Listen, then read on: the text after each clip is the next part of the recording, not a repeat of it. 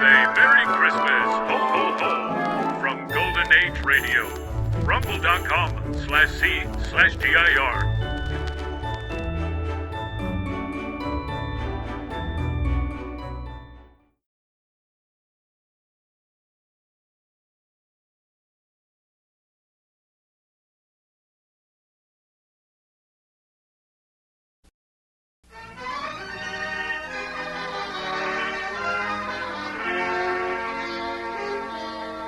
The DuPont Company of Wilmington, Delaware, makers of better things for better living through chemistry, presents The Cavalcade of America. Our play is Barbed Wire Christmas, based on the true experiences of GIs in a German prisoner of war camp. Our star, Edmund O'Brien.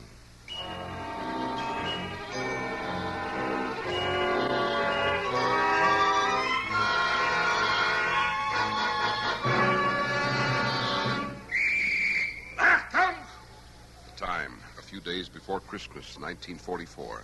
The place, an American prisoner of war camp deep in Germany. In a snow-covered compound, a group of American prisoners stands shivering in the icy wind, waiting for morning roll call. Achtung!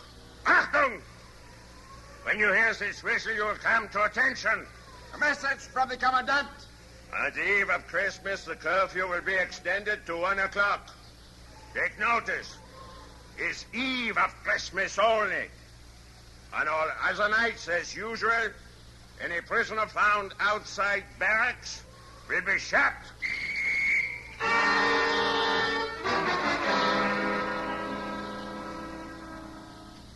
This is the story of that Christmas Eve. A Christmas that I and 4,000 other American enlisted men spent in a German prison camp. We lived in flimsy barracks, surrounded by barbed wire and trigger-happy German guards. We were forever cold and wet and hungry, and I mean really hungry. My name is Peterson, Sergeant Bert Peterson. As the elected leader of the 150 men of Barrack 35B, my main problem was to keep us all alive until the Allied armies came for us. And now, with another horrible German winter beginning, the only thing that kept us from doing something desperate and suicidal was our conviction that it wouldn't be too long now. Most of us kept up our hopes, but some, like a kid from West Virginia named Nick, liked to sit around the barrack and worry about it. Hey, Pete, how long you think it'll be, huh? I mean, before we get out. I don't know, Nick. Soon, I hope. Well, like when? I mean, make a guess, huh? Well, I don't know. Maybe a month if we're real lucky. And we're real lucky type fellas. Got a roof over our heads, 3 square meals a month, and all the water we can drink. Who needs more? Outside of human beings, that is, or animals. Well, why a month? Our guys are in Germany already, only 400 miles away now. 400 miles? Nothing at all. They'll be bouncing in here on their pogo sticks first thing tomorrow. Hey, Pete. Hey, Blackie, where you been? Over to the chaplain's office. Hey, you know we're all going to have a midnight mass Christmas Eve in the chapel. Ain't that charming now? What do you mean, we all? I mean the whole camp. Anybody who wants to come. That's better, because frankly, I couldn't be less interested. Yeah, we know. Hey, Milstein? Yeah? Father Moran wants to know if you'll sing at the service. Hey, Pete. Sure, why not? Hey, Pete, you hear the BBC News this morning? No, I didn't, Miller. Why? Well, this Jerry God was talking outside just now.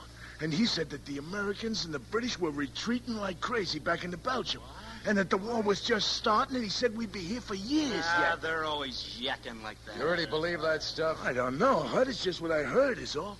Well, we can check it tonight on the radio. But it sounds phony to me. It better be, because I ain't staying here another winter. You're not, huh? No, my friend, I'm not. I had plenty last winter. More than plenty. And I ain't taking it again. So, what you got in mind, Nick? There's 4,000 of us, ain't there? 4,000 against a handful of Krauts. Nick, you ever hear about Luft 3? Our guys tried a mass break there, remember? And they got mowed down like so much hay. Not one man got out. Not one. So they didn't plan right, that's all. All I know, if that stuff about the Jerry's counterattacking is on the level, I ain't staying here. And, brother, I won't be the only one. Believe me that.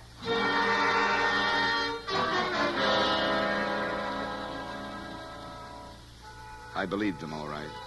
If the news was true, there'd be all kinds of desperate prison breaks, all resulting in one thing, plain, simple suicide. That night, to catch the BBC News, I hauled out the Crestal set I'd built. Radios were strictly forbidden by the Jerrys, so we had to take precautions. Where do you want me, Pete? Get that window, huh, Sid? Okay. Hud, you get by the door and sing out if you hear anything. Right. And loud, because I can't hear so good with these earphones on. Okay. All clear here. Nobody coming? All right, now keep it quiet, huh? The news ought to be on right now.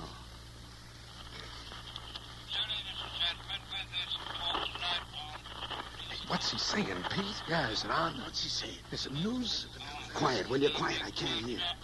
Yeah, I got it. I think it's London. Yeah, here's the news now. Good evening, Jones. This is London calling. On the Western Front, the situation On Western Front, is increasingly serious. situation is increasingly serious. Counterattack. And vicious counterattack. Forces have bulged back German into forces have bulged back into Belgium. Some places to depth of 50 miles. Some places to depth of 50 United miles. States 101st Airborne United States Division 101st Airborne Division reported to be cut off and surrounded reported to be at cut off Bastogne. and surrounded at Bastogne. This is the BBC. So it's true, huh? So it's true. So we're never getting out of here. Never getting out of here.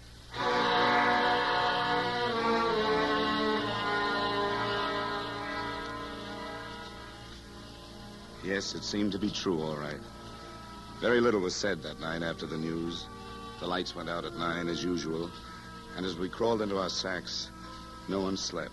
Each man I knew was lying there thinking, brooding, planning, slowly building himself up to a state of suicidal desperation. As barrack leader, it was my job to get their minds busy with something else. But what? Finally, long after midnight, I thought of something.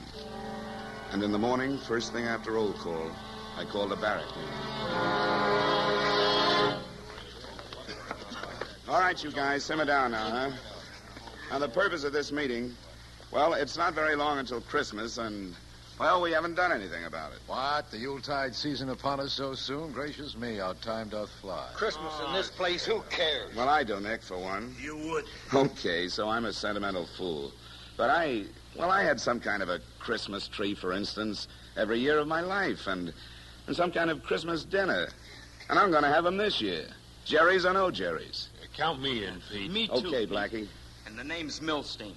And I still think it's a good idea. Attaboy, Sid. Like I said, I still don't care. Oh, shut up, will you? What do you got in mind, Pete? Well, like a Christmas tree, for one, and decorations, and some kind of special dinner. And we could put on a show.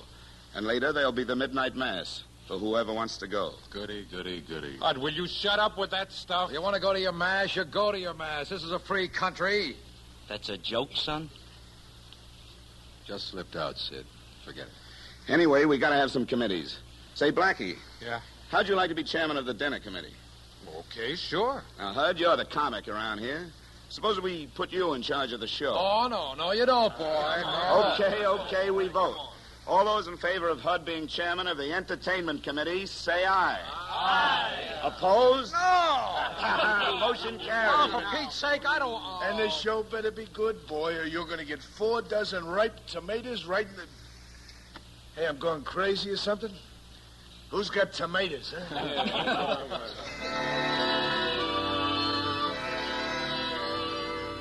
And so began what I came to think of as Operation Christmas. And it started to work. In each of us, memories of wonderful Christmases long past were stirred into life. And strangely, each of us began to think of Christmas as his own personal possession, to be recreated here in this dismal place down to the last minute detail. There were even a few arguments. A star on top of the tree? How come? Certainly a star. What else, for Pete's sake? An angel, you dope. You gotta have an angel on the tree. An angel? You crazy or something? You always have a star. Star of Bethlehem. Somebody, you don't even know what Christmas is about? Sure, I know what Christmas is about. Look, didn't this angel come to the shepherds out in the field and tell them that Jesus was born and where to find him? Yeah. Okay. That's why you always have an angel on top. And I'm chairman of the decorating committee, and we're having an angel. Okay, so we put both on top. Put a star and an angel, okay? Okay, all right. Okay, no need to get so sore about it. Well, who's getting sore? Yes, there were arguments, but behind them all was a deep common concern. a common spirit, the spirit of Christmas. And as Christmas Eve drew near, our tensions and worries were forgotten in our preparations for the party. All right, so now a report from the dinner committee. Blackie? Right. Well, this is what we got worked out, fellas.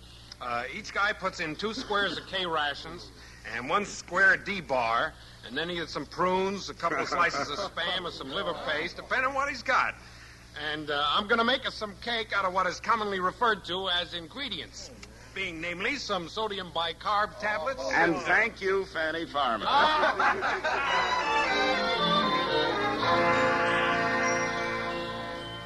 Yes, everything was going fine. And then the worst happened. It was the morning of Christmas Eve. We were all busy with our various jobs in the barracks when we heard the shout that meant we weren't alone. Is it Jerry in the house? Jerry in the house. Achtung! Barracks leader. Where is it? Here, what's on your mind? A message from the commandant. Tonight it will be forbidden to have the midnight mass. What do you mean? Quiet! What do you mean, forbidden? The 1 o'clock curfew will still be allowed. But the mass is forbidden. Now, just a minute, fellas, just a minute. Why not? Why no mass? I do not make the order, Sergeant. All I know, the mass is forbidden. Verboten! Das ist alles. Schnell!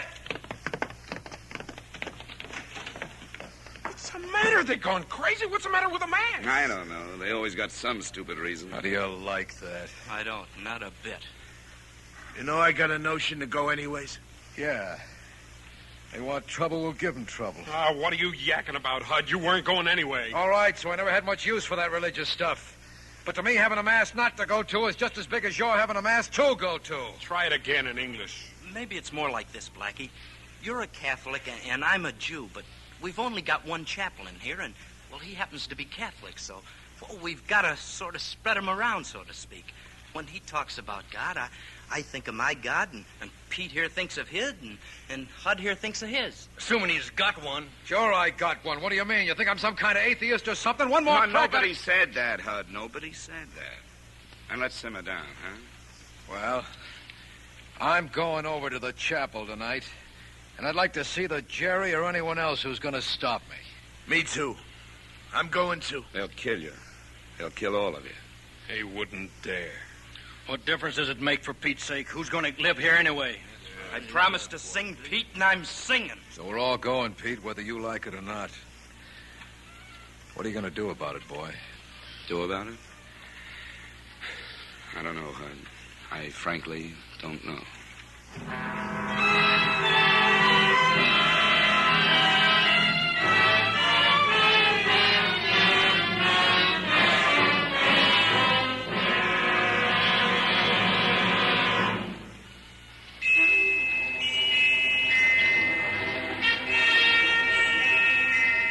Now we return to our cavalcade play, Barbed Wire Christmas, starring Edmund O'Brien.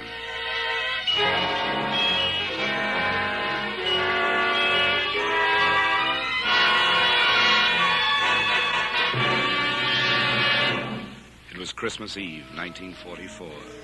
We were a bunch of GIs in a prisoner of war camp in Germany. As a barrack leader, I found myself faced with a serious problem.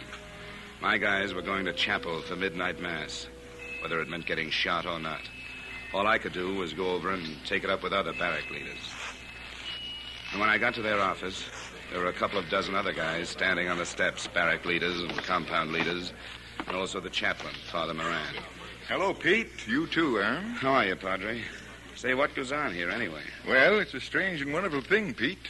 It seems that 4,000 GIs, Catholics, Protestants, and Jews, are suddenly all up in arms about a mass that most of them weren't going to anyway. So we've asked the commandant to meet us here. Everybody, huh? Uh-huh. I thought it was only my guys. Hey, look. Oh, yeah. Here he comes. Private army and all. Well, you asked to see me? About what, Captain Moran? Colonel, it's about the mass. First you gave permission, and now you've forbidden it. And our men The are... Gestapo in the city forbid it. Too many men in one place. Not wise. But, Colonel, the men are determined to go. So you tell them it is forbidden. Excuse me, Colonel. They know it's forbidden. They know they might get shot. But they're at the point right now where they don't care. So if you want a few thousand corpses on your hands, you're going to get them. No, I want no trouble here. Then may I suggest that you ask the Gestapo to reconsider? Very well, I will ask, but the answer will take time, Captain. If it does not come before midnight, the order must be enforced regardless of the consequences. You will tell your men the order will be enforced. Forward! Well, Padre? I don't know, boys. We could call off the service, just close up the chapel. But if the men show up anyway, I think I'd better be there to head off trouble. You know, I just can't get over it. I mean, what crazy, contrary, unreasonable, stubborn, and still profoundly wonderful characters Americans can be. I just can't get over it.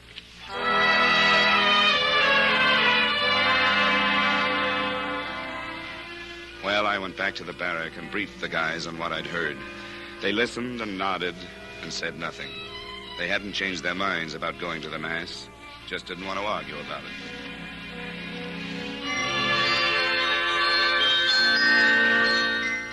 Barrack 35B was really something to see that night. Nick and Miller had built us a beautiful tree made out of branches fastened to a broomstick handle, and it was decorated with garlands of white tissue, scraps of colored paper, and spirals of tin from our powdered milk cans. And on the very top, there was an angel carved from soap, fastened to a cardboard star. Yes, it was really something to see.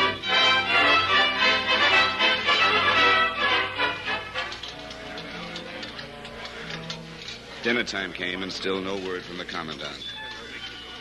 We had a fine Christmas Eve dinner that night. The spam was fried just right, and the potatoes were boiled to perfection. For dessert, we each had 3 stewed prunes and a slice of Blackie's specially baked cake. Pretty good, too, whatever he'd made it out of.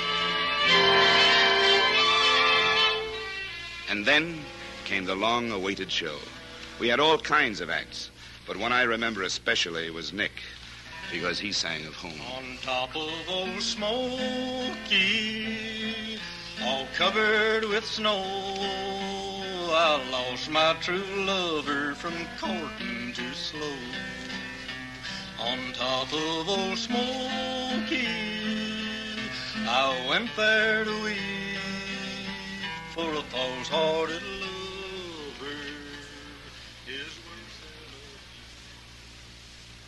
We had comedians, too, like the act that Hud and Blackie put on. Here is a German Unteroffizier who's trying to make an honest living, and here comes another of those new American prisoners. Ach! You there! I'm looking for the prisoner of war camp. Have I come to the right place? So, are you der new Kriegsgefangener? What's your language? So happens that I know every word of the Geneva Convention. Where have I heard that before? Quiet, please! From your insolent manner, I wonder if I've come to the right place. Well, anyway, take me to the dining room. I'm hungry enough to eat a horse. To eat a horse? Yes. Yeah, you have come to the right place. Yes, it was a fine show. But under all the laughter and applause, we knew that the men were still determined to go to that Mass, come what may.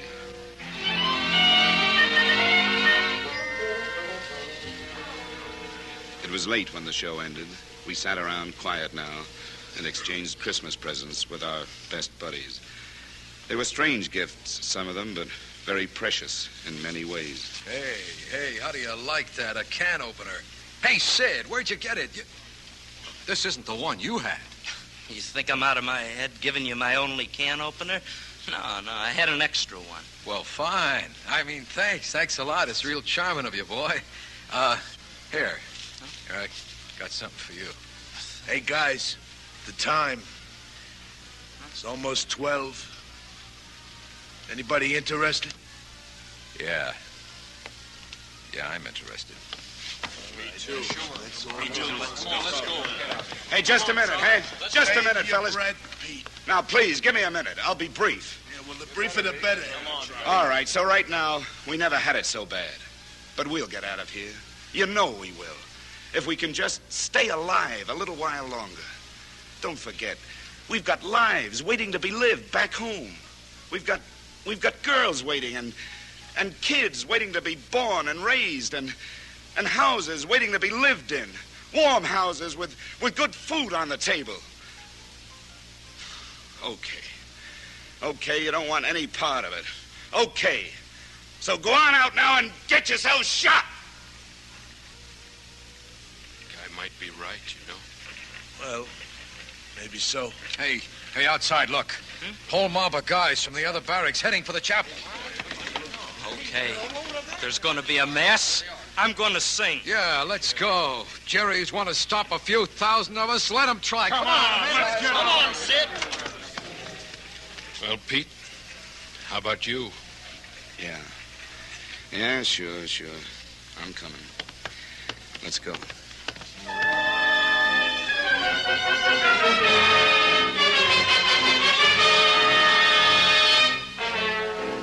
The chapel was already jammed when we got there.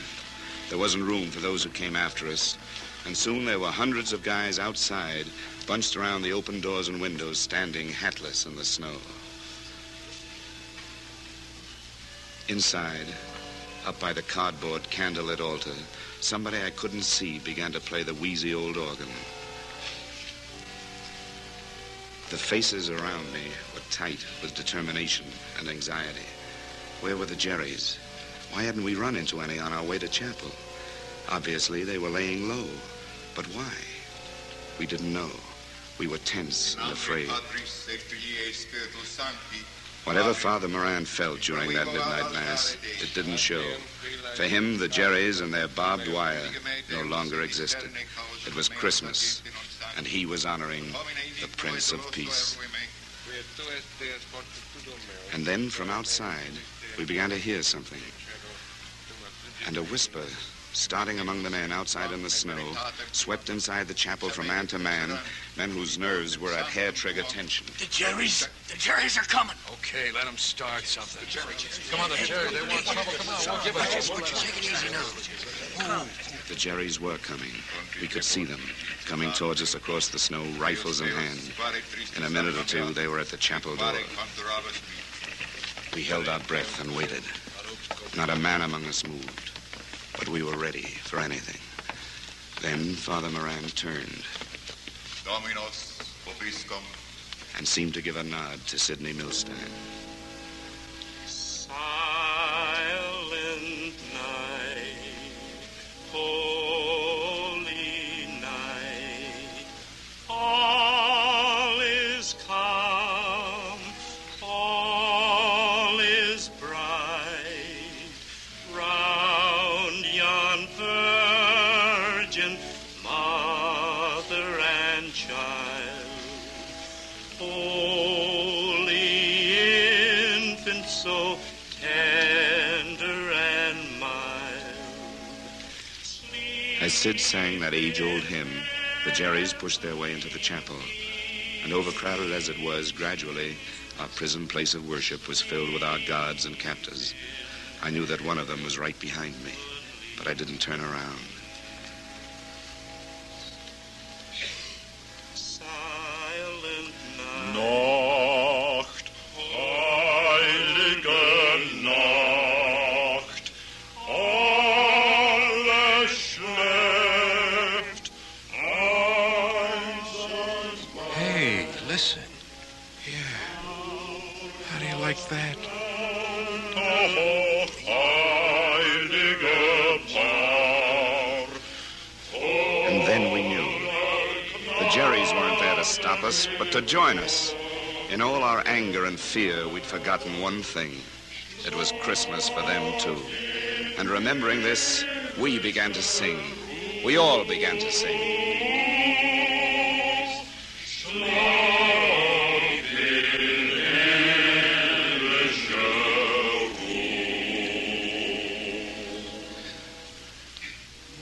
The sky seemed wonderfully clear that night as we walked back to our barracks, and the stars strangely bright. We didn't have to talk because each man's thoughts were alike. We knew now that the words we'd heard for so long were really true.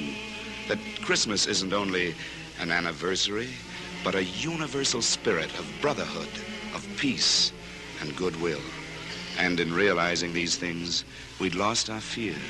We knew somehow that it wouldn't be long, that we'd soon be free, that we'd soon be home. And we knew, too, that this would always be the most memorable Christmas of our lives. Sleep in heavenly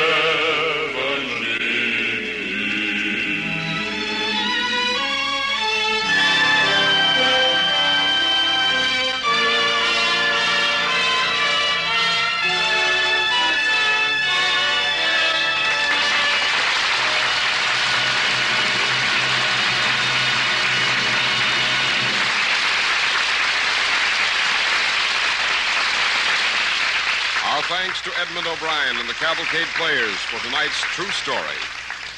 Barbed Wire Christmas was written by Warner Law in collaboration with David Gerber and was based on Mr. Gerber's personal experiences in the German prison camp.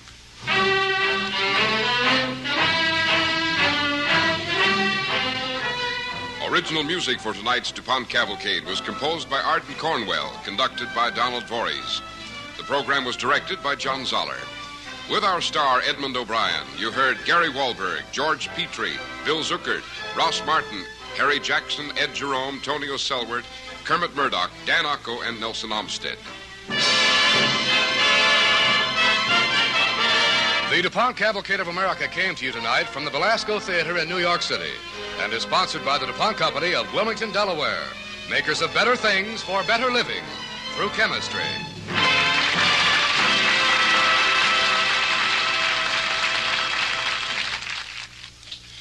Tonight, just for laughs, listen to Red Skelton on NBC.